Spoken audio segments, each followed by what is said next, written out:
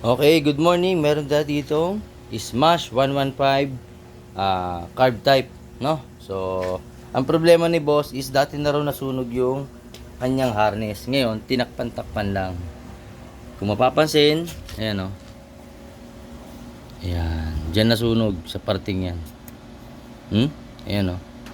Diyan nasunog sa negative. Ngayon, tinakpan-takpan lang yung harness. Tapos yan oh, sa nasa labat yung wire. Oh, lalo na rito. Pakita natin yung ibabaw.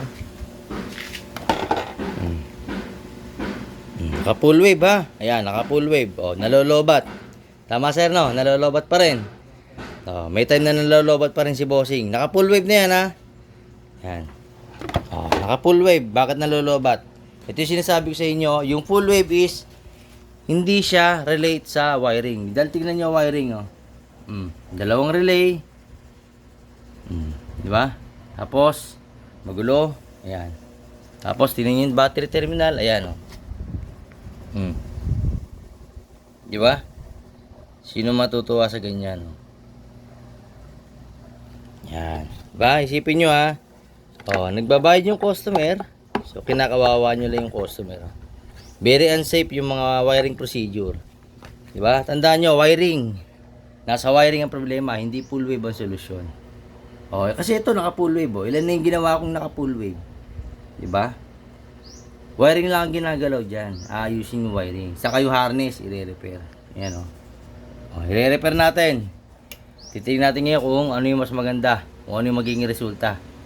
Pakita ko na rin. Susi natin. Ayan ha. On. On. Headlight. Ayan, bukas.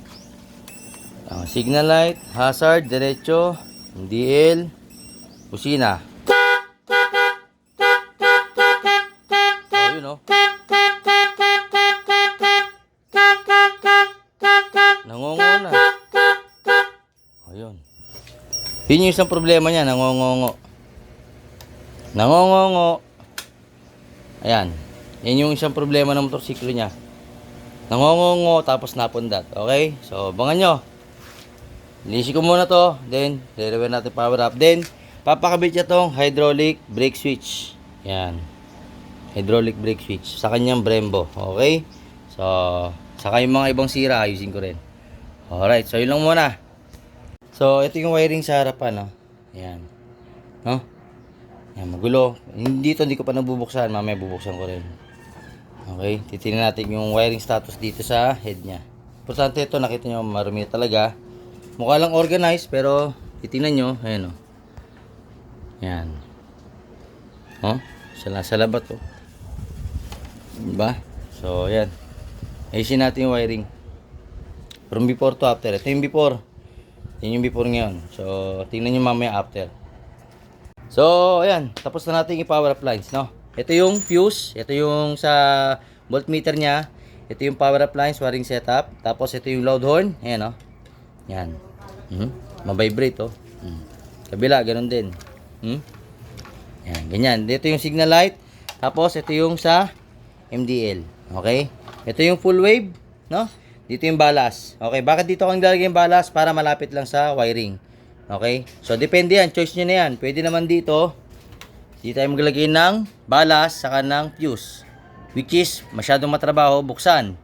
Dito kasi, mas madaling buksan. Saka, kung sure ka sa gawa mo, is, hindi yan masisira kagad. Then, ito yung wiring. Ayan, no? Yan. So, malinis na siya. Kukumpara natin sa dati. Ito yung battery niya, tinesting ko lang. At yun nga, maayos na ulit. So, working na yung kanyang motorsiklo ni bossing. At ito, yan, maayos na ulit yung terminal, no? Ni-repair natin yung harness niya kasi maraming sira sa loob, nasunog daw kasi ito. So, sabi ko sa kanya, kaysa bibili ng brand new na harness, i-repair ko na lang. Sabay ko na sa power appliance. So, ganun po yung ginawa ko. Kada power appliance naman po, talagang nagre-repair ako ng harness. At yan, tingnan yung chassis, malinis na. Okay? So, malinis yung chassis. And malinis na yung wirings. Ito na yung ano niya. Ayan na. Okay. Ito yung relay sa loud horn. Yan. Ito na yan.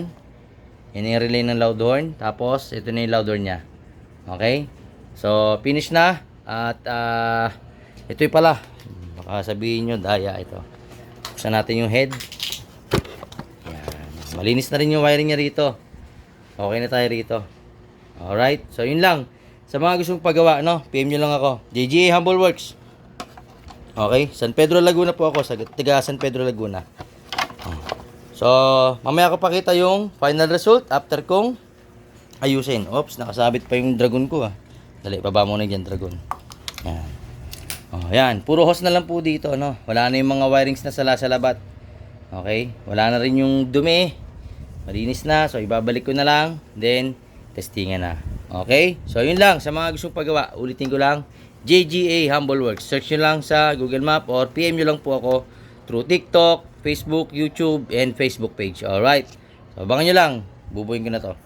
Okay, so ito na yung motor. Yan, alas 6 na ng gabi oh. Pero maliwanag pa. Sige, sir, buksan natin. Check muna natin dito sa kanyang volt meter. Sige, on. Susi. Iyon, no? 13.5. Okay, OD yan. OD. Check natin. Battery. OD. Yan. Di ko pa sinura. So, iyon, no? Malinis na yung terminal, no? Hindi na katulad kanina. Ayan, no? May sabog-sabog na wire. Okay? O, yan na siya. Finish na. Okay? So, testing na tayo. Sige. O, patayin ko. Boss, testing. Buksan mo muna yung headlight. Huwag muna start. Headlight lang, headlight. Yan. Tapos, signal light, hazard. Yun. Tapos, yung MDL, high beam. Yan. Tapos, high beam mo rin headlight. Yun. Busina mo, boss. Sige, babad mo. Sige. May kumurap? Wala. O, testing natin dito. Baka sabihin, may medaya. O. Yan. Voltmeter. Voltmeter on. Sige, busina. O, walang kurap. O, walang daya. Isa pa. Lumakas yung busina. Hindi nangongo, ha. Patay makina, ha. O. Okay. Sige, testing start. Tingnan natin kung makahabol siya ng kumayos na yung full wave. O, sige, drop tayo. Tingnan natin check drop. Sige, sir, start. 12.8. Oh, 12.3 lang, oh. Nakita mo yun? Oh. Ilan na? Yun, oh. 13.9. Uy, nag-14 na, oh. Ayan, oh. Nasisilaw yung aking camera, eh. Oh, 14.3. Masyado na kasing malakas yung kanyang voltmeter, eh. Voltmeter with USB. 14.5. Liwanag. Against the light kasi. 14.6. Ayan, oh. Masyadong maliwanag yung kanyang, ano. 14.7. Sisilaw eh. Takpan natin. O, yun, oh. 14.7. Ayan, oh. Yun. O, one click na rin, no? Dito kanina, hirap. O, kasi yung hose, may butas. O, yun. Na-check natin, may butas yung hose. Tapos, pinatanggal niya na yung choke. Wala na yung choke dito. Pinalis niya sa akin kasi nga ayaw na may choke. Kasi bira naman daw ito magka-problema. At daily use naman. Daily grind as grab rider. O, from Tanawan, Batangas. Okay? O, tapos na yung kanyang power appliance. Double check, sir. Sige, buksan mo ulit lahat. Isa pa. Sabayin lahat. Okay, sige.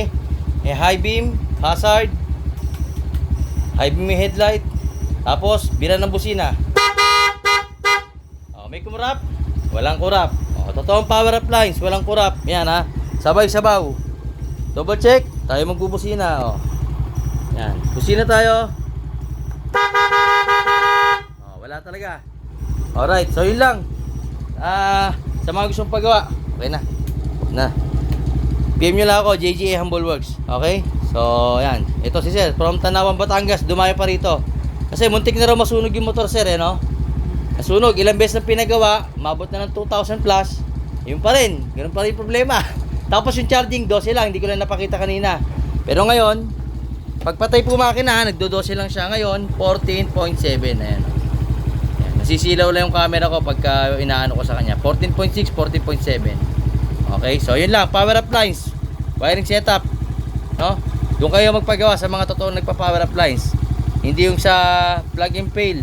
Saka sa mga kesyo malinis daw. Diyos ko po. Ingat kayo dyan, ha? Walang plug and play sa power appliance. Alright? So, yun lang. And to God be the glory. Maraming pasalamat.